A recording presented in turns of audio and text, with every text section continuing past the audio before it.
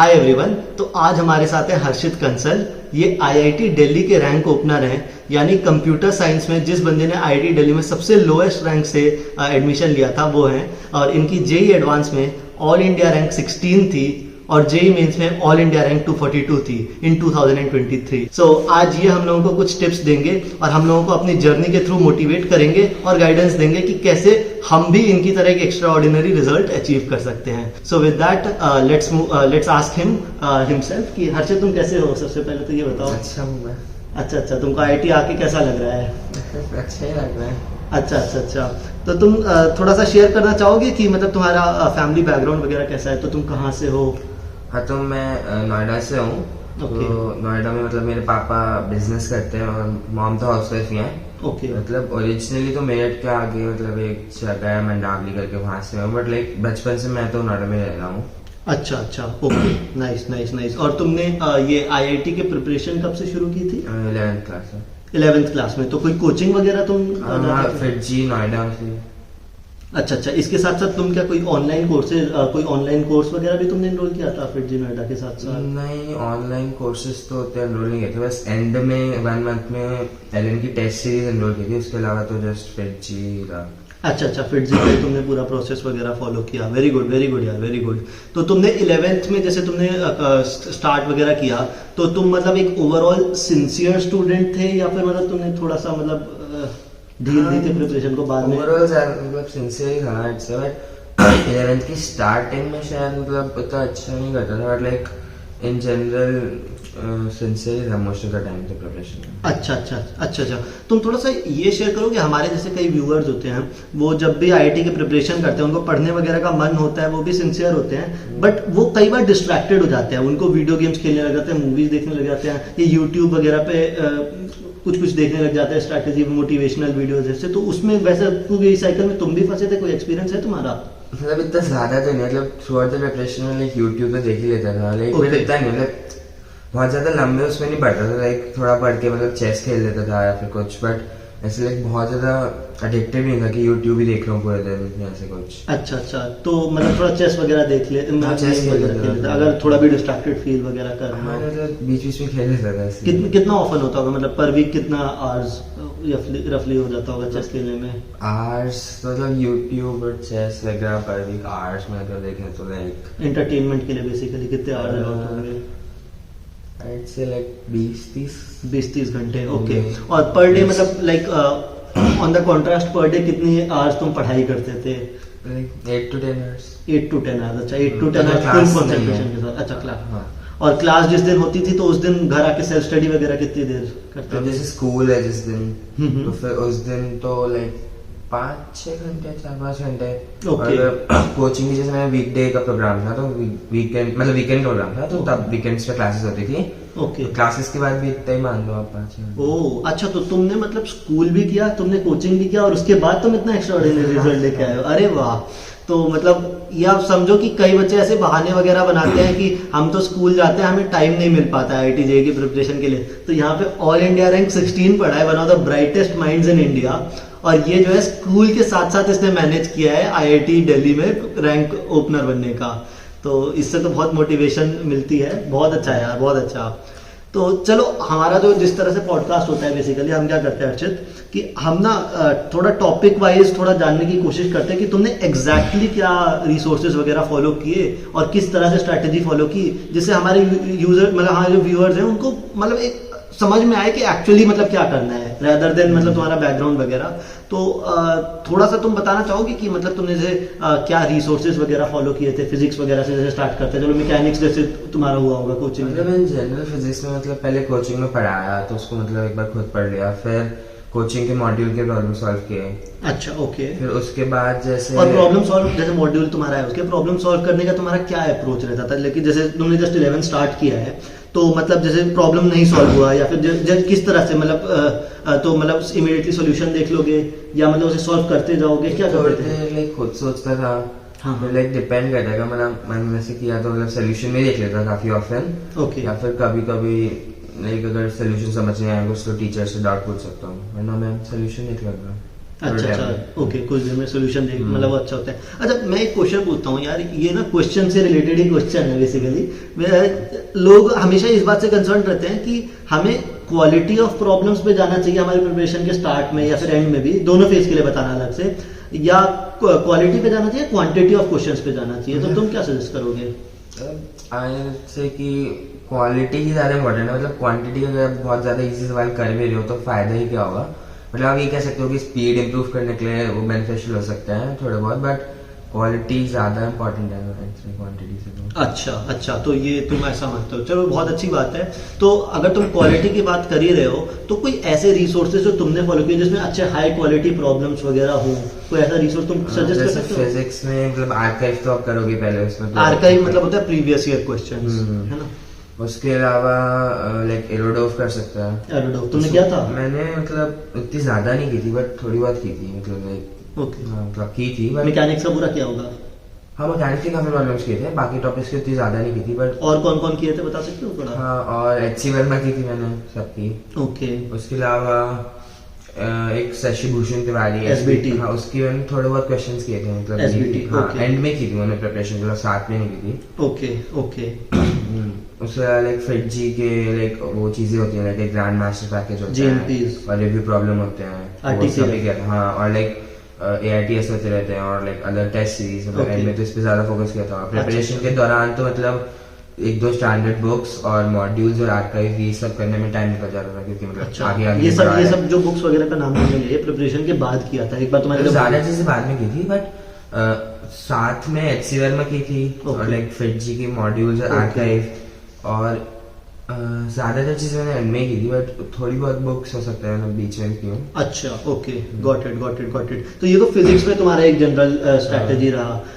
तो ये इसके बाद ये मान लो 11th में तो मैकेनिक्स वगैरह तो समझ में आ रहा है, उसके बाद थर्मोडायनेमिक्स वगैरह हो गया, उसमें कोई स्पेसिफिक रिसोर्स वगैरह किया था या ऑनलाइन कुछ देखते थे? थर्मोडायनेमिक्स हो गया, वेव्स हो गया, ग्रेविटेशन, फ्लूइड्स, इन सब के जो सेकेंड हाफ ऑफ 11th में जो टॉपिक्स आते हैं। मतलब ऑनलाइन इतना ज्यादा तो नहीं बट कुछ तो फिजिक्स के चैनल्स होते हैं, मतलब उसमें मेरा किसी दोस्त ने मुझे भेज दिया है, बता दिया, तो थोड़ा बहुत देख लिया, मतलब ज्यादा फोकस तो नहीं किया ऑनलाइन। कोई सजेस्ट करना चाहोगे या फिर नहीं? ऑनलाइन चैनल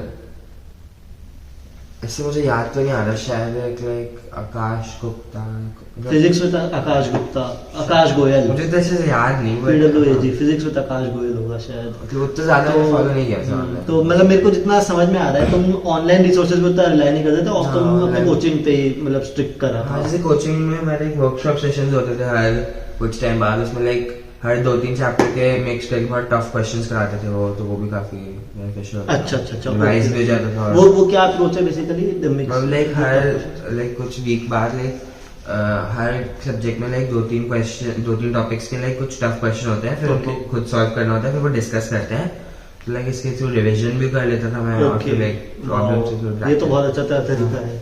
अच्छा, चलो तो बेसिकली समझ में आया। तो 12th में कुछ अलग किया था, मतलब फिजिक्स में सेम ही था अप्रोच बेसिकली 12th का भी? सेम ही मान लो। ओके, चलो ठीक है। फिर केमिस्ट्री में आ जाते हैं अपन। केमिस्ट्री में फिजिकल केमिस्ट्री से स्टार्ट करते हैं। फिजिकल केमिस्ट्री में स्पेसिफिक क्या तुम्हारा फिजिकल लाइक साथ में मैं वो करता था, एनावस्थी, नरेंद्र अवस्थी। ओके, और मतलब बाकी चीजें तो सेम ही है बट एनावस्थी फिजिकल के लिए मेनली बुक मैंने फॉलो की थी। हाइट से कि मतलब एंड में भी फिजिकल के लिए ज्यादा कोई बुक अलग की नहीं थी, बस एनावस्थी की, मतलब जैसे कोई क्वेश्चन मुझे टफ लगा पहले बार हुआ नहीं तो मैंने मार्क कर लिया। ओके, एंड में जाके उन वाले मार्क वाले क्वेश्चन से रिवाइज कर लिया, मतलब पूरे क्वेश्चन वापस सॉल्व करने पड़े। Okay, got it. और ये जो तुम्हारे जो प्रीवियस क्वेश्चंस होते थे मेंस और एडवांस के, साथ में ही करते थे तुम तुम्हारे? हाँ, साथ में। ओके, और मेंस के तो नहीं, एडवांस के करते थे। मेंस के नहीं किए थे तुमने पेपर? साथ में नहीं करते था क्वेश्चंस प्रैक्टिस, बट मेंस के लिए एक पेपर दिए थे मेंस से पहले। मेंस से पहले एज मॉक टेस्ट दिया था? Mock test. Okay, got previous year question थे, सॉल्व किए मेंस क्वेश्चन। समझ गया। बहुत अच्छा स्ट्रैटेजी है। तो ये तो तुम्हारा फिजिकल केमिस्ट्री में बेसिकली हो गया।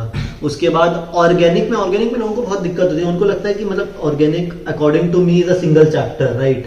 तो मतलब वो एक प्रोग्रेसिवली उस ऑर्डर में चलता है, तो उसमें कई लोगों को बहुत दिक्कत होती है और बहुत ज्यादा स्कोरिंग भी होता है। तो मतलब तुम्हारा बेसिकली क्या अप्रोच रहता था इसको लेकर? मतलब जैसे हमारे टीचर ने जो भी पढ़ाया, नोट्स सिखाया, उससे मैं पढ़ लेता था। खुद से नोट्स बनाते थे तुम सारे? हाँ, मतलब क्लास में। अच्छा, खुद से self notes. Okay, got it. तो फिर मतलब ऑर्गेनिक में मैंने बुक के मतलब MS चौहान पता होगा, हाँ, MS चौहान करी थी साथ में। ओके फिर आफ्टर एंड में प्रिपरेशन मैंने एक और बुक थोड़ी आधी की थी, एक black book for organic chemistry करके होती है, अच्छा ब्लैक बुक उसको मैंने लाइक आधा किया था। ओके अच्छा अच्छा। और थ्योरी वगैरह तुमने जितना क्लास में हो गया वही हो गया, या कोई हाँ। बुक वगैरह कुछ रेफर किया था थ्योरी के लिए या नहीं। कुछ कोई रिसोर्स नहीं? नहीं। ओके ओके, बहुत सही बहुत सही। तो ऑर्गेनिक के बाद इनऑर्गेनिक में यार, और ऑर्गेनिक में भी स्पेशली ये प्रॉब्लम होती है कि नेम रिएक्शंस वगैरह होते हैं, रटने में बड़ा दिक्कत होता है लोगों को। तो तुम रटते कैसे थे बेसिकली? लाइक अगर मैं कुछ भूल गया क्वेश्चन करते हुए तो मैं लाइक नोट्स को ही वापस पढ़ लेता था, लाइक तो कुछ तुमने हाँ, पढ़ा हुआ अच्छा है। अच्छा, तुमने कुछ अपना शेड्यूल बना रखा था कि मतलब हफ्ते में 1-2 बार नोट्स देखूंगा, 5 बार नोट्स देखूंगा, या रोज सुबह उठ के नोट्स देखूंगा? ऐसे शेड्यूल तो नहीं बनाया था, हाँ हाँ बट जैसे मतलब दिमाग में सोचते रहता था कि दिन में क्या करना है, और फिर जब जिस चीज की नीड लगी तो बस तब कर लिया, ऐसे शेड्यूल अलग से तो कुछ नहीं बनाया था। अच्छा अच्छा।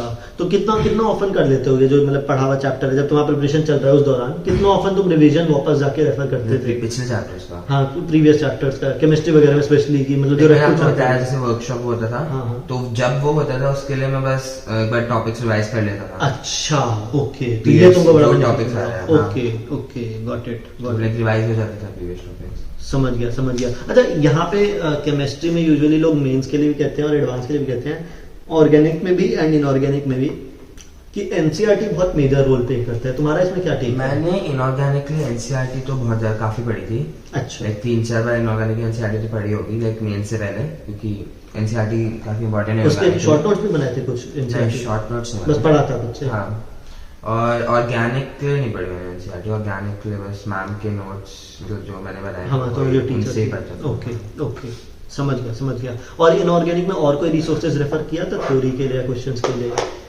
मतलब मैंने थोड़ी बहुत, एक वीके जैसवाल बुक होती है, VK जो काफी जायसवाल। कम करी थी, इसमें बहुत ज्यादा प्रॉब्लम्स हैं, बट हाँ। थोड़ी बहुत करी थी।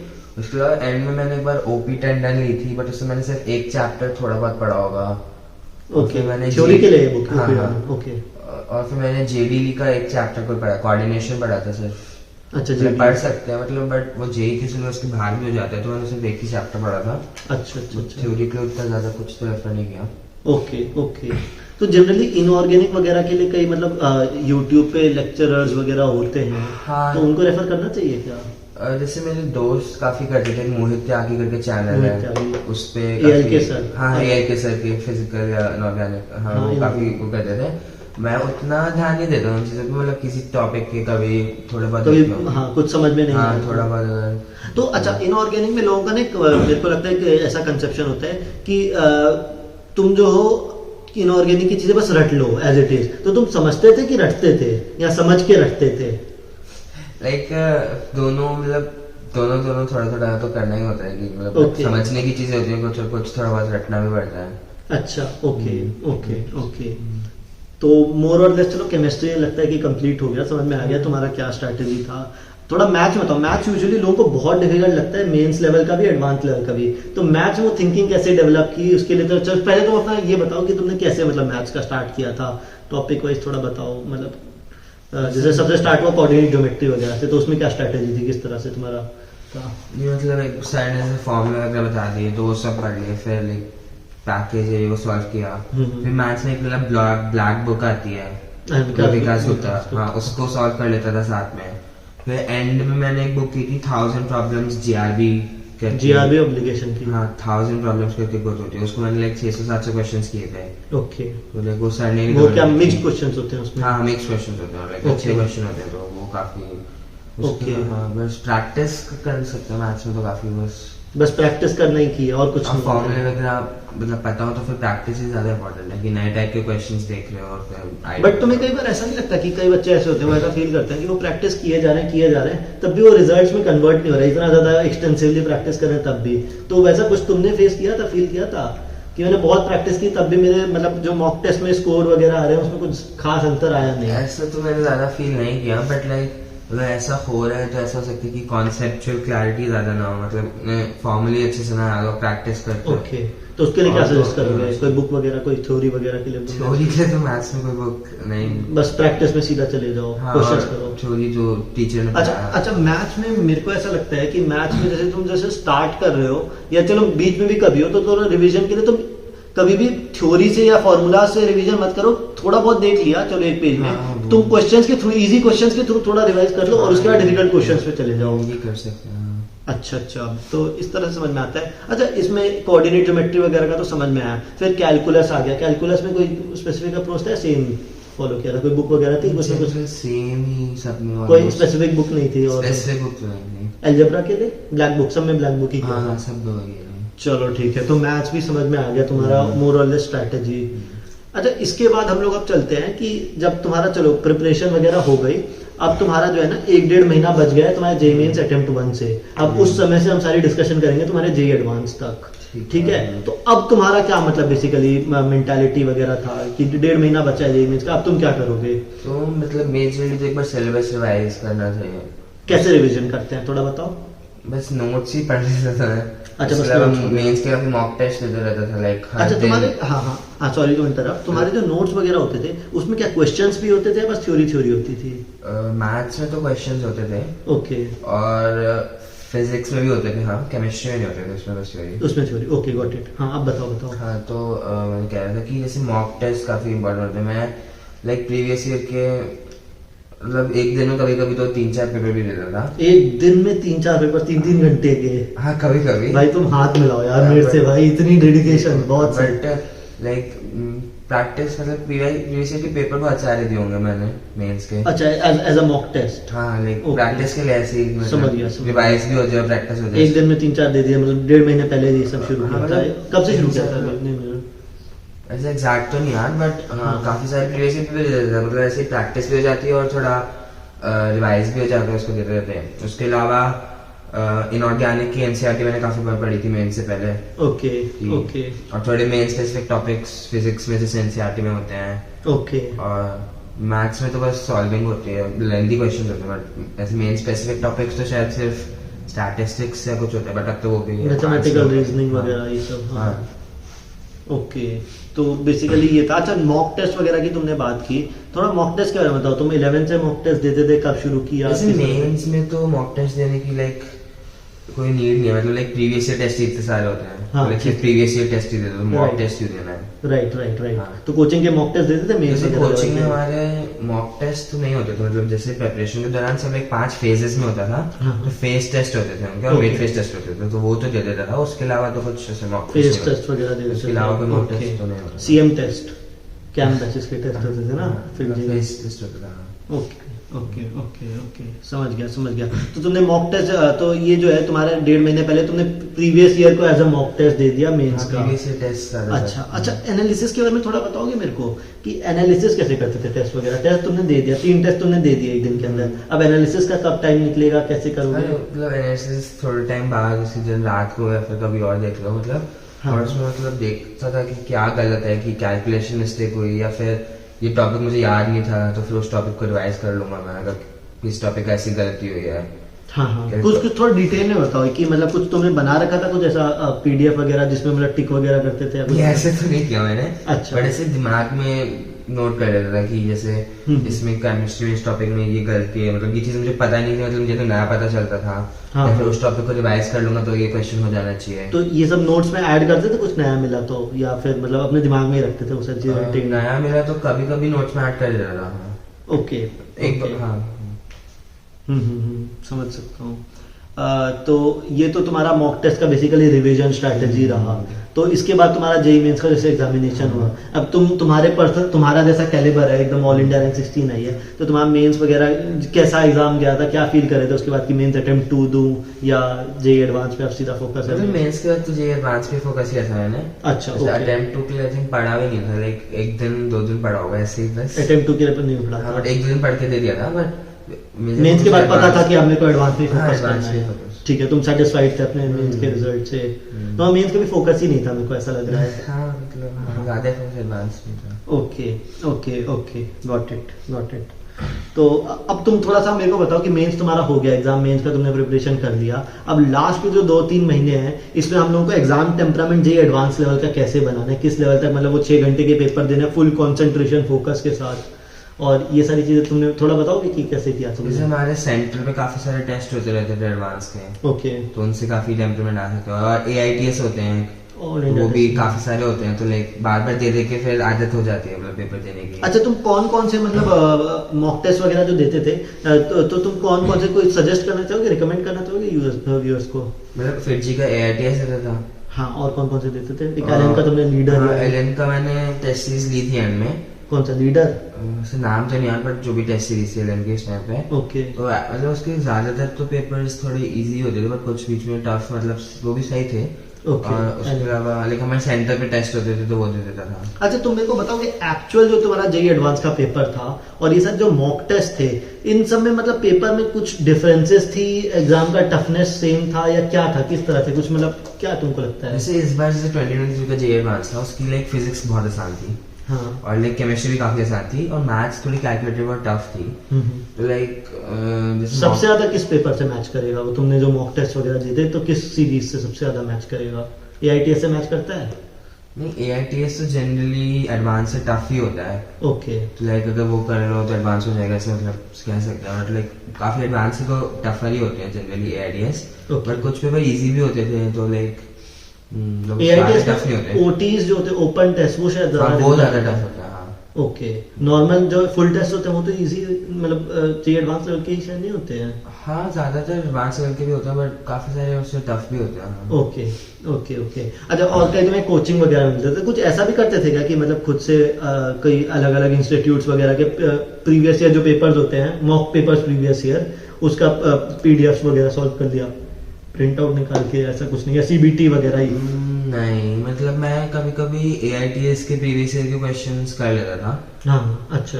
बट बाकी इंस्टीट्यूट्स के ज्यादा नहीं किया मैंने प्रीवियस ईयर के। Okay okay. और मतलब ये सारे जो भी तुम टेस्ट देते थे AITS में, ये सब CBT मोड पे देते थे? पूरा एग्जाम हाँ। सिम्युलेटेड एनवायरनमेंट रहता था? नहीं, घर पे देता था मतलब। अच्छा अच्छा, घर पे, सेंटर नहीं जाते थे? नहीं, घर पे देता था। Okay, got it got it. अच्छा, ये तुम्हारी स्ट्रैटेजी थी बेसिकली।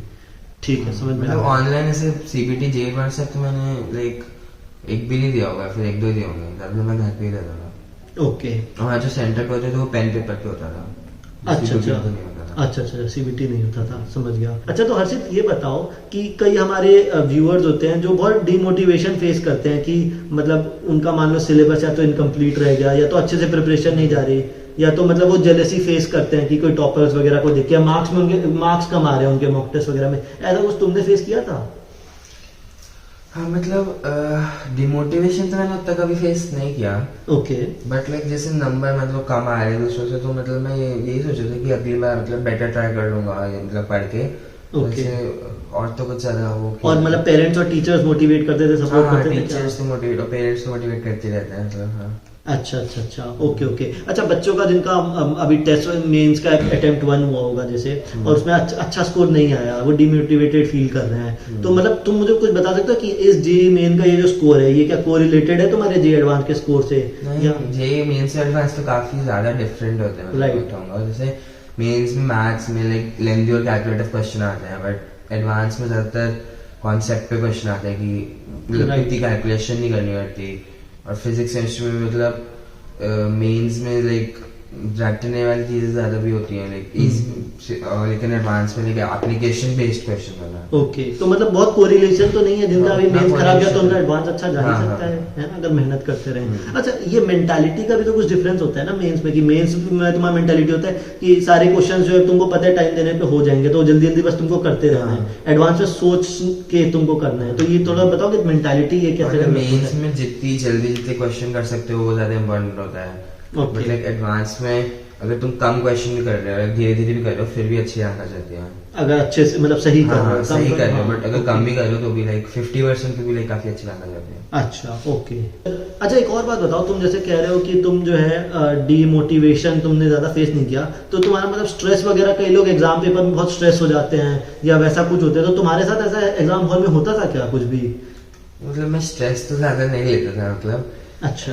हाँ, जैसे पढ़ रहा हूँ मतलब लाइक बीच में अगर मन नहीं कर रहा तो लाइक कुछ और कर लिया, ऐसा लगता, सोचता ही नहीं था कि स्ट्रेस है कि करना ही है, या फिर कि एग्जाम में मतलब स्ट्रेस नहीं लेना चाहिए मतलब वैसे। हाँ ये मैं इसके बारे में बताना चाहूंगा हर्षित, ये एक पहला बंदा है जिसको मैंने देखा है कि इतना ज्यादा ये चिल है हर चीज को लेके, बिल्कुल स्ट्रेस व्रेस कुछ भी नहीं लेता। और शायद यही रीजन है कि ये जो है बहुत मेहनती आदमी है, बट फिर भी रिलेटिवली जो है ये एकदम पूरा मतलब वो मेहनत को भी एकदम खुशी से जो है करके पूरा निकाल लेता है सब कुछ। बहुत अच्छी बात है। तो ये स्ट्रेस वाला तुमने बहुत इंपॉर्टेंट पॉइंट किया कि शायद ये भी तो शायद एक रीजन हो सकता है कि तुम अगर स्ट्रेस कम लेते थे इसलिए तुम्हारे पेपर भी एक अच्छा जाता था, है ना। बहुत अच्छा, बहुत अच्छा। अच्छा चलो अब हम इस वीडियो को कंक्लूड करेंगे, तो उससे पहले मैं तुमसे एक चीज पूछना चाहता हूँ कि तुम्हारे जेई के दौरान कोई एक ऐसी चीज अगर जो तुम्हें पता होती, जो तुम्हें आज पता है, जो तुम्हारे व्यूअर्स के साथ शेयर करना चाहो, तो कुछ ऐसा है क्या? ऐसा मतलब इसके बारे में कभी मैंने सोचा नहीं कि ऐसी कोई चीज हो जो मतलब तब पता होता तो बेटर रिजल्ट आ जाता है। हाँ, अच्छा। तो फिर भी कुछ मोटिवेट करने के लिए कुछ कहना चाहोगे कि IIT दिल्ली में तुमने ऐसा कुछ देखा हो जो मतलब कुछ एक्सपीरियंस किया हो जिस वजह से तुम मोटिवेट करो कि आप भी इधर आओ?